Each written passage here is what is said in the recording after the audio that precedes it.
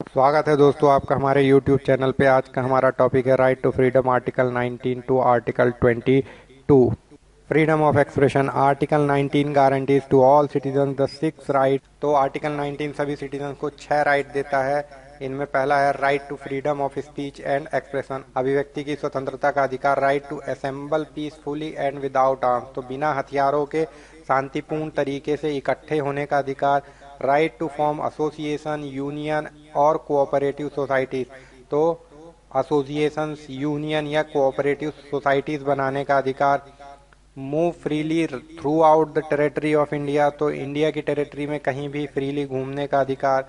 Reside and settle in any part of territory of India, तो India की territory में कहीं भी रहने या बसने का अधिकार। Right to practise any profession और to carry any occupation, trade और बिजनेस, तो किसी भी प्रकार का व्यवसाय चुनने का अधिकार, किसी भी प्रकार का व्यापार करने का अधिकार। ये 6 अधिकार हमें आर्टिकल 19 के अंतर्गत मिले हुए हैं। Originally, Article 19 contains 7, but the right to acquire, hold and deposit of property was deleted by 44th Amendment Act of 1978। Originally means 26 जनवरी 1950 को आर्टिकल 19 के अंतर्गत 7 राइट थे, जिसमें से right to acquire, hold and deposit of property को delete कर दिया गया है 44th अमेंडमेंट एक्ट 1978 के द्वारा। Right are protected against state only and not private individual, तो ये राइट्स आपको स्टेट के अगेंस्ट प्रोटेक्ट करते हैं, प्राइवेट इंडिविजुअल के अगेंस्ट नहीं। These rights are available only to citizens and to shareholders of a company but not to foreigner और legal person like company और कॉरपोरेशन, तो ये राइट्स जो हैं वो केवल सिटीजन्स या किसी कंपनी के शेयर होल्डर्स को मिले हुए हैं। ये किसी फॉरेनर, किसी लीगल पर्सन या किसी कंपनी को या किसी कॉरपोरेशन को नहीं मिले हैं।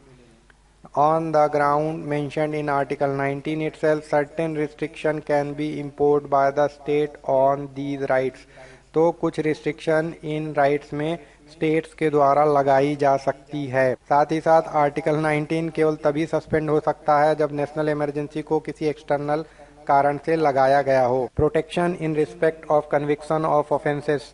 Article 20 grants protection against arbitrary excessive punishment to an accused person whether citizen or foreigner or legal person like company or a corporation, तो आर्टिकल 20 किसी आरोपी को प्रोटेक्शन देता है, उसे उसके क्राइम से अधिक पनिशमेंट ना मिले, चाहे वो भारत का नागरिक हो या कोई विदेशी नागरिक हो, कोई लीगल पर्सन हो या कोई कंपनी या कॉरपोरेशन हो।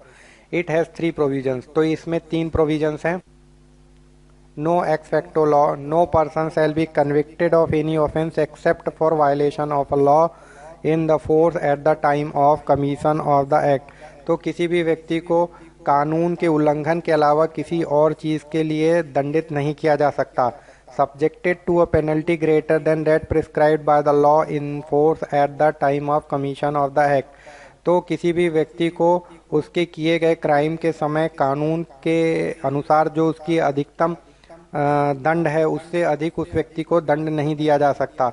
ये केवल क्रिमिनल केसेस के लिए। अगर सिविल लायबिलिटी और टैक्स की बात किया जाए तो ये रेट्रोस्पेक्टिवली भी लागू हो जाता, मतलब कानून बाद में भी बने तो आपको टैक्स जमा करना पड़ सकता है या आपकी सिविल लायबिलिटी तय की जा सकती है। नो डबल जियोपार्डी, किसी भी व्यक्ति को एक अपराध के लिए 2 बार सजा नहीं दी जा सकती। नो पर्सन कैन प्रोसिक्यूटेड और punished for the same offence more than once. No self incrimination, किसी भी व्यक्ति को स्वयं के खिलाफ विटनेस बनने के लिए बाध्य नहीं किया जा सकता। No person accused any offence shall be compelled to be witness against himself. Article 21 है, इसे 86 कॉन्स्टिट्यूशनल अमेंडमेंट एक्ट 2002 के द्वारा जोड़ा गया। The state shall provide free and compulsory education to all children of the age of 6 to 14 year in such a manner as the state may determine, तो इसने 6 से 14 साल के सभी बच्चों के लिए जो एलिमेंट्री एजुकेशन है उसे कंपलसरी कर दिया, उसे एक फंडामेंटल राइट बना दिया, लेकिन इसमें हायर या प्रोफेशनल एजुकेशन को इंक्लूड नहीं किया गया। Protection of life and personal liberty. Article 21 declare that no person shall be deprived of his life and personal liberty except by procedure established by law, मतलब कानून के स्थापित जो प्रावधान हैं उनके अलावा किसी और तरीके से किसी व्यक्ति को राइट टू लाइफ और पर्सनल लिबर्टी से वंचित नहीं किया जा सकता। It is a source of several other rights, तो ये अपने आप में ही कई दूसरे राइट्स के लिए भी सोर्स का काम करता है। ये बहुत ही महत्वपूर्ण राइट है।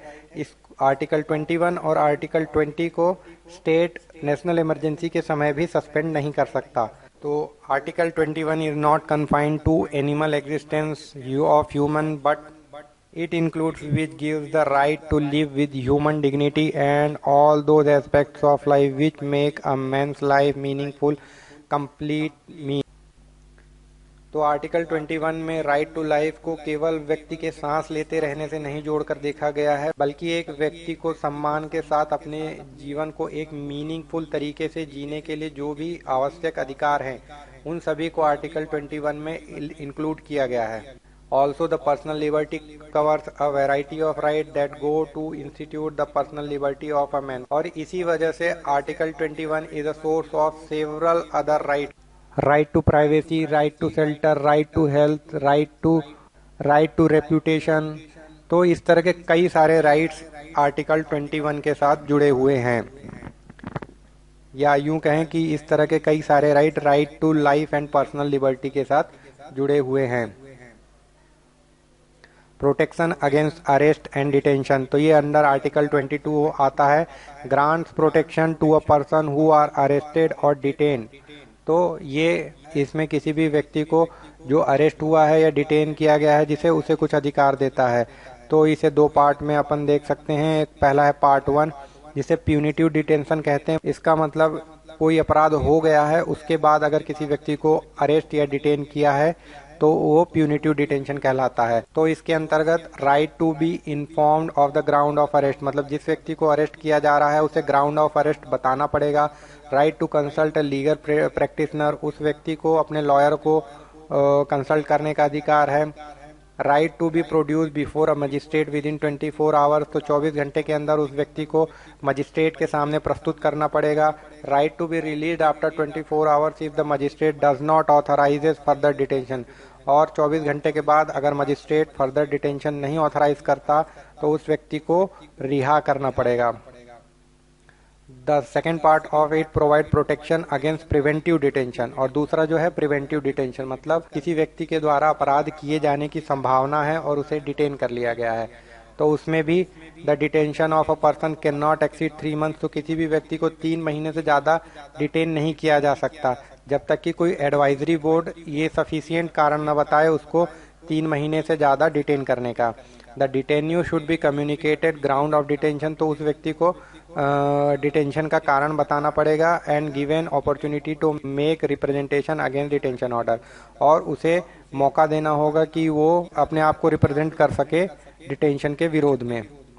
तो दोस्तों आज का हमारा वीडियो यहीं तक है। अगर आपको अच्छा लगा हो तो लाइक और सब्सक्राइब जरूर करिएगा। Thank you.